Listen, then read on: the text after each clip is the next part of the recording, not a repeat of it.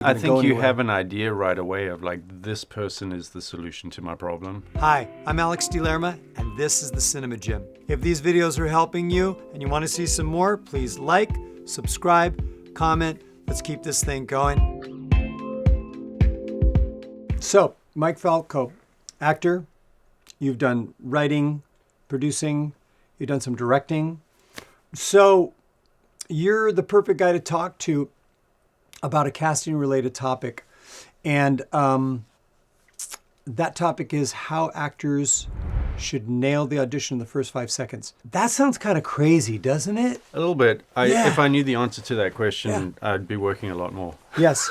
And I don't even... And with the whole virtual self-tape thing, that's a whole different game now. Right. So, like it used to be that you could walk into a room and actually get to know the people and like sort of bring your energy with you into the room. Mm-hmm. Not so much anymore. Yeah, it sounds like you're on the team of, I prefer coming into the room live. Much more. First up. Much more. Yeah.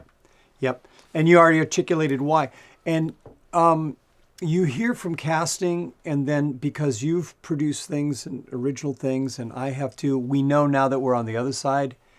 We know immediately within the first 5-10 seconds if this is really I going to go think you anywhere. have an idea right away of like, this person is the solution to my problem. Mm-hmm. You know, and as an actor that really helps, because before going through that experience, I always had a little bit of like, is this what you want? You know, like trying to sort of serve a thing that I didn't really know what I was trying to serve in a way. Right. But having been on the other side of the table, all of a sudden you have a character written on a page and some idiot gave you money. And now you've got to go and put an actor in that role. And when the person walks in, you get this sort of sense of relief of like, whew, at least we have them, you know. You just said something that I hope actors take to heart, any actors who are watching this. You have this relief. Is this the actor who's going to solve my problem? Actors tend to give away a lot of power, and they're not aware of it in those first 5 to 10 seconds. And then when we're in production, then we get scared because like, you're supposed to make me feel secure. You're supposed to make me, that's part of the actor's job. And so when I coach my actors, what I tell them is, I can't read minds. I don't know exactly what they want. Mm-hmm. I see there's a very brief character breakdown and description here. Which isn't always written by them. Very good point. You know, right. So... And do you know that actors cling to that? As you know, because you're not, like, it's, this is the Holy Grail. Gospel. Yeah. Everything's right here. Sometimes it's written by an assistant to an assistant at breakdown services. That's insane. Who hasn't read the script. That's insane. So, you know, not to disparage breakdown services. You do a wonderful job and we appreciate you. But you know what I mean? It's like it's not coming from the writer of the script or the director of the project. And so coming in with your own ideas can be valuable. Mm-hmm. And the other thing about it is that sometimes you're not their first choice. And so it's your job to then convince them otherwise. Mm-hmm. And if you don't, you know, hope you enjoyed it. Have a nice day. It goes like that for me. Yeah. And that there's a sense of power to that of like, this is how I see this thing. Now it's up to you to either agree with me or not. Mm-hmm. And either way is fine with me. I'm going to carry on with my day when we're done. But it's when you're sort of driving away from the audition back in the in-person days and you're like, oh, I should have said it like this, or that line or that moment, what? You're going to drive yourself nuts. Yep. It's like you got to just go in. It goes like this. Would you like to see it another way? Yes, no, either way. Yeah. You know. There has to be a sense of certainty, and that really comes from a good amount of training, a good amount of exercise in your, you know, acting gym class, whatever it is. Mm-hmm. And then also, if you get the opportunity, sit on the other side of the table. It's so illuminating. Yes. Right. I had a teacher who used to say, if there's a casting person that you know and they need a reader, go be the reader. Just so that you can see what it's like and hear what they talk about and see that they're not like these held up on a pedestal humans. Like they're just people. They drink coffee, they go to the bathroom. It's like they're just people, and they're sitting with a problem that you could potentially be the solution to. Yeah, Yes, and you had alluded to it earlier. You know, we're looking for problem solvers. Solve our problem. And then and I'm really happy that you reminded me about that breakdown isn't necessarily written by the right person, the best person who should be writing it. So put attention on it. I like to tell my actors to just scour over. There's little clues. There can be in the stage direction, and something in parenthetical, in something that the other character has said. I think you're right. The amount of clues that you would otherwise miss if you didn't try and write something yourself are immense. Yeah. I mean, you think about it. If you're auditioning for a TV show, that script has been in a room with like 5-10 writers. Yeah. And they've gone over every scene and every word and every little bit of dialogue. And should it be this way maybe or that way maybe? Like everything on that page is there for a reason. And it's gone through the ringer to get that way.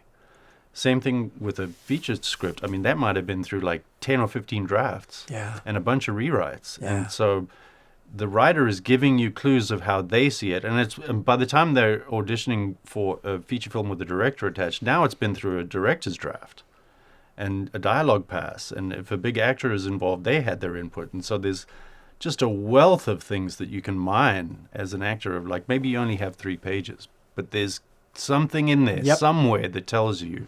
Yep. And, you know, your breakdown services people, again, very good at what they do, but they didn't write the script. Yeah. And so if there's something in there that doesn't agree with what's on the sides that you're auditioning with, go with what's in the script. Go with your instincts. You know, as an actor, like we're taught to sort of grab onto these impulses. Go with it. Yes. Yes.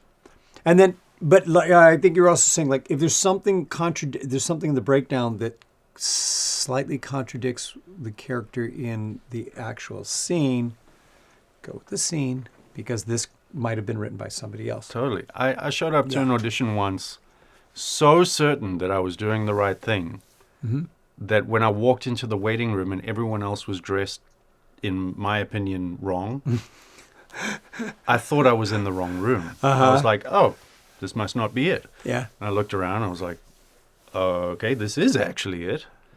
And I walked in, I was like, wow, you guys missed the mark. And I went and I ended up booking the thing. Yeah. But that, again, it comes from like a sense of certainty. And you have to sort of have that of like, I know this sounds right to me and I'm going to go with it. To go ahead and sprinkle in a couple more things, because we talked specifically about kicking off that opening. You said something earlier about taking chances, you're showing up, you're making these choices, and you show them, and then you both have the same interpretation, or you don't. And that's fine. There is an attractiveness about a person who comes in confident and prepared. Not cocky, confident, prepared, ready to work. Yeah. And it's much like I think like a blind, like if you're on a blind date or something, you don't want somebody across from you that hopes you're going to find them attractive and that hope, right, and is going overboard to make all these compliments and, oh, you're so beautiful, and going on and on and on. It's like, oh, okay, this person seems a little needy. Yeah. There's something Desperation in us. stinks, and you can whiff it a mile away. So I would say if you want to really get someone's attention in the first 5 to 10 seconds, be really, really clear about that opening moment, and even go before that.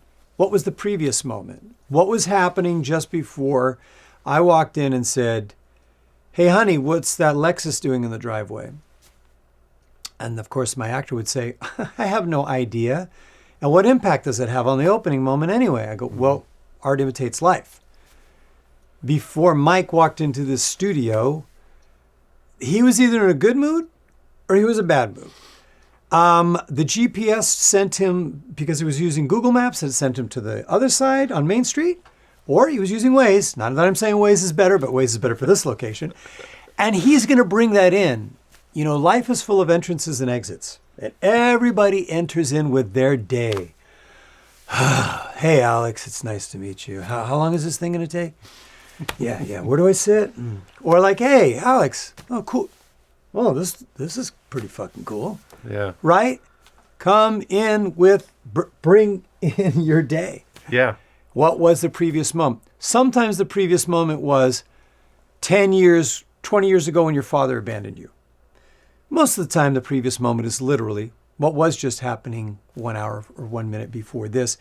And even if you get it wrong, much like you were talking, you're coming in, you made a choice, you're committed to it 100%. Yeah. And even if it's wrong, they might just go,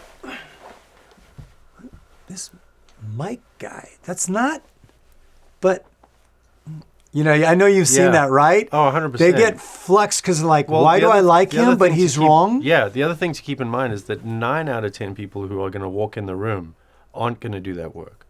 Right. And they'll just come in and read the words off the page. Yep. And they might be great to look at, and they might be very talented, and they might have good instincts, but if, it's that one person who comes in and really delivers something, just a choice, a big one, or just an interesting one, right? And just delivers this is a person in a place, in a situation, and here's how it goes for me. And then they go, well, clearly this person can do the work. That choice was wrong. Let's see if we can take a note. Yeah. There you go. Previous moment, opening moment. Some people don't like props. Minimal props are good. I like behavior. You're having a cup of tea. You're drinking tea. There's something about it helps you as an actor. And if it fits with the situation, it doesn't look like grandstanding or that you're doing something. You don't want to get too crazy. Pantomime is death, right? Yeah, but if you're having a cup of tea or something, or a glass of wine, it just grounds it. And I feel like it settles the actor because they have a piece of behavior that they would do in life. Hey, honey, what's going on? What? I went to one of those screenings where the filmmakers talk afterwards, and it was with David Fincher. Oh, wow. Huge fan of his, love his films, right? Yeah. And someone asked him, how do you pick your actors? And he goes, I don't hire actors, I hire people. And I was like, wow. Okay, well, that was worth the price of entry. And I think that's a good place to cut it. Dude, thank you so much. Yeah, absolutely. I appreciate you coming in the Cinema Gym. Thanks for having me. The Cinema Gym is all about helping you transition from the stage to the screen. If you're interested in classes, seminars, or private coaching, you can visit the website. Hope to see you in the gym soon. TheCinemaGym.com for virtual one-on-one coaching for camera.